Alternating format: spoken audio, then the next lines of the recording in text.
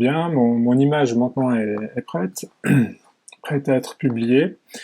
Alors c'est assez simple, hein, je vais cliquer sur Publish ici, et on va me donner deux possibilités. Un lien de partage simple ici, et puis un ici avec des balises iframe, qui va permettre de faire d'autres choses. Alors on va aller au plus simple, hein, dans le cadre scolaire. Imaginons qu'on veuille intégrer ce genre d'image sur un site de classe, un blog, quelque chose comme ça.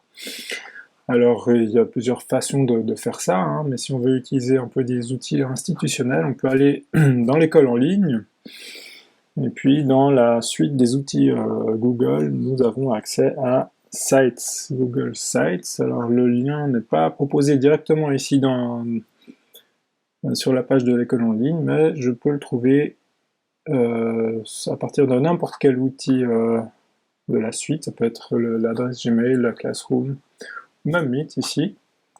On voit que vous savez ça sûrement, hein. On trouve ici en haut à droite les différentes applications.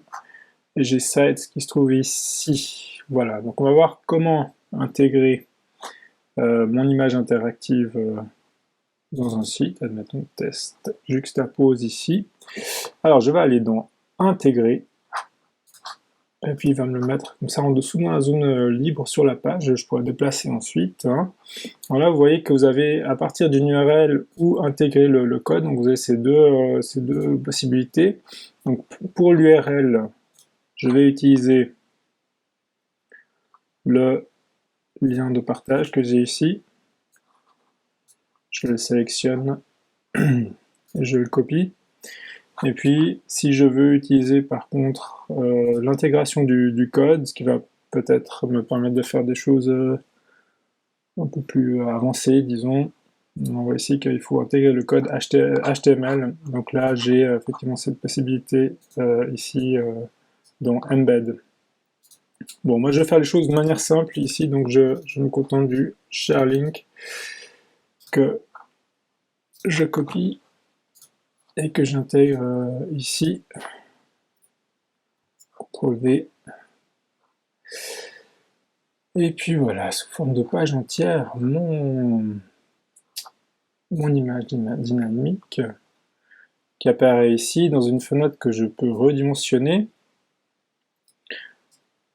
Alors attention aux proportions, hein, ça se passera mieux. Évidemment que si je fais une image, si je fais une fenêtre très plate, je risque d'avoir ensuite une barre de défilement comme ça, qui est quelque chose que j'aimerais vraiment éviter, hein. Donc je vais essayer de jouer un petit peu avec ça pour avoir des proportions, disons, qui correspondent à mon image de départ. Et puis, je vais voir le résultat dans la prévisualisation qu'on a ici, hein, ça s'appelle aperçu. Et voilà, ma page n'a pas de titre, mais on voit que ça fonctionne exactement comme prévu. J'ai mes crédits ici, mes dates qui apparaissent dans les coins supérieurs, donc tout a l'air de fonctionner parfaitement.